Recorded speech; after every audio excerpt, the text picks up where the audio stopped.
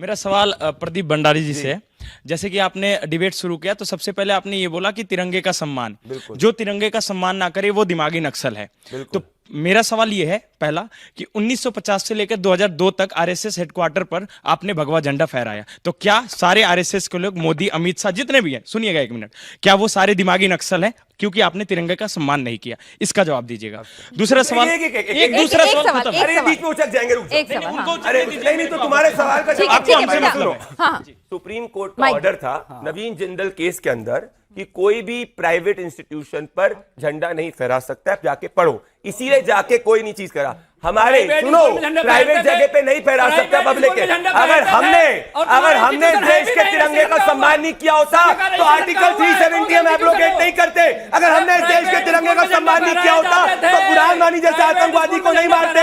ये लोग हैं, हमने इस देश के लिए बलिदान दिया है। जाके पढ़ो, वीर सावरकर से लेकर क्विट इंडिया मूवमेंट तक। झूठ बोलो मत, समझे? अब नक्सल बन गए। अरे भैया तुम रहने दो यार, तुम तो आतंकवादियों के साथ जाके बैठ करो। एक सेकंड रुक जाओ, बच्चे सवाल पूछो, एक सेकंड सर। जब पहली बार तिरंगे की डिजाइन करी गई थी उसमें राष्ट्रीय स्वयंसेवक के स्वयंसेवक ने सर मेरा ठीक है, बस शांति, पूछो बेटा सवाल। सर मेरा आपसे बीजेपी से सवाल है। ठीक है बीजेपी से सवाल। सर मेरा सवाल है यह है कि सर आपने जो बीजेपी के जो भी कार्य करते हैं वो मैक्सिमम आरएसएस का है, तो सर एक तो आरएसएस ने झंडा नहीं फहराया और आरएसएस ने पहले नाथुराम गोडसे ने गांधी को मारा था। नाथुराम गोडसे आरएसएस से लेना देना कुछ नहीं है, गलत बातें मत बोलो। सर कैसे खंडन किया है? सर पहले तो सर बीजेपी ने मारा था ना कांग्रेस को। एक चीज सर 80 साल के बुढ़े को मारने की क्या जरूरत है? ब्रिटिश को तो मार सकता था चप्पल। एक 80 साल का बुढ़े को मारने की क्या जरूरत था? सर गांधी फांसी हुई और उसको किस तरह से देश दुनिया याद रखती है। नाथुराम गोडसे की फांसी हो गई, कौन ने समर्थन किया? ये क्या पीछे समर्थन? सुनो सवाल, अब तुम सुनो, क्या उमर खालिद का समर्थन करना चाहिए? बुरहान वानी जैसे आतंकवादी का समर्थन करना चाहिए? अब जरा बोलो कुरान में कुछ। अरे तुम हो गांधी क्या विचार के प्यारे? गांधी जी ने था कांग्रेस पार्टी को खत्म करना चाहिए, तुम जाके कांग्रेस की गोदी में जाके बैठ गए हो। ये है सच्चाई। अरे हो ठीक है, बस बेटा, आपने पूछा अपना गुस्सा। ठीक है, तुम जाके मेरे भाई राजनीतिक बस एक मिनट शांत। यहाँ पे आपकी डिबेट के 1 मिनट बेटा, आपको डिबेट के लिए 1 मिनट। ठीक है, आपको औरों को भी सवाल और औरों को भी सवाल पूछिए। ले लेंगे भाई, पूरा देश अपनी पार्टी ले लेंगे, तुम भी आओगे। नहीं आऊंगा मैं इस देश में, कभी तुम जैसे देशद्रोही में नहीं आऊंगा। तुम्हारे जैसे देश नहीं आऊंगा। तुम इस देश के हत्यारे हो, तुम इस देश के हत्यारे हो।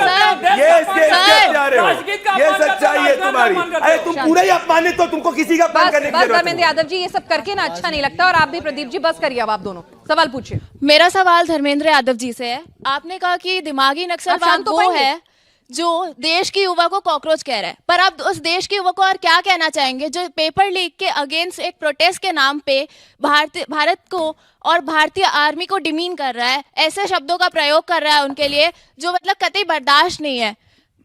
एक पेपर लीक के अगेंस्ट प्रोटेस्ट है, उसमें जातिवाद, धर्म, देश, आर्मी का क्या लेना देना? और ऐसे शब्दों का प्रयोग हुआ है हमारे। एक मिनट बस बेटा, सबको मौका दे दो। नेता ही नहीं बोलने देते, आप ही नहीं बोलने दोगे। अपने साथियों को तो मौका दे दो बेटा, प्लीज दे दो माइक छोड़ दो। हाँ, और किसको सवाल पूछना है? जी उधर दे दीजिए, पास ऑन कर दीजिए माइक। ठीक है, धर्मेंद्र यादव जी। जो बच्ची ने सवाल पूछा बिल्कुल जायज है। किसी भी प्रोटेस्ट में, किसी भी जगह पर इस तरह के कृत्य और बयान की कोई जगह नहीं है भारतीय लोकतंत्र में। ना समाजवादी पार्टी, ना मैं धर्मेंद्र यादव इसका समर्थन करता हूं। इसका मैं पूरी तरह से कंडेम करता हूं और जो भी किया है उसके खिलाफ जितनी कानूनी कार्रवाई हो सकती किया जाना चाहिए। लेकिन उसकी आड़ में जो हमारे लाखों बच्चे अपनी जेलों में झारखंड की बात करो, जाके वहां पे कुछ नहीं बोलोगे। वहां अंधे हो गए हो क्या? वहां नहीं चले गए? झारखंड में लाठियां पंजा करके चली, झारखंड में जाके बच्चों को पंजा करके कत्ल करके आ गई। बात करते हो आदमी। धर्मेंद्र यादव जी प्लीज बच्चों के सवाल ज्यादा से ज्यादा ले लें। जी बेटा पूछिए। मैम, मेरा जो सवाल है वो बीजेपी पक्ष से है। मैं ये पूछना चाहूंगी कि क्या अखिलेश यादव, हेमंत सोरेन या राहुल गांधी या अन्य कोई भी व्यक्ति अगर सरकार से जो गलतियां हो रही हैं, जो खामियां रह रही हैं, उनके विरुद्ध में आवाज उठा रहा है, कल को अगर मैं भी उठाती हूँ तो क्या मैं भी उस दिमागी नक्सल में आ जाती हूँ? आपके कॉन्क्रीट एविडेंस क्या है? कौन दिमागी नक्सल में आ रहा है?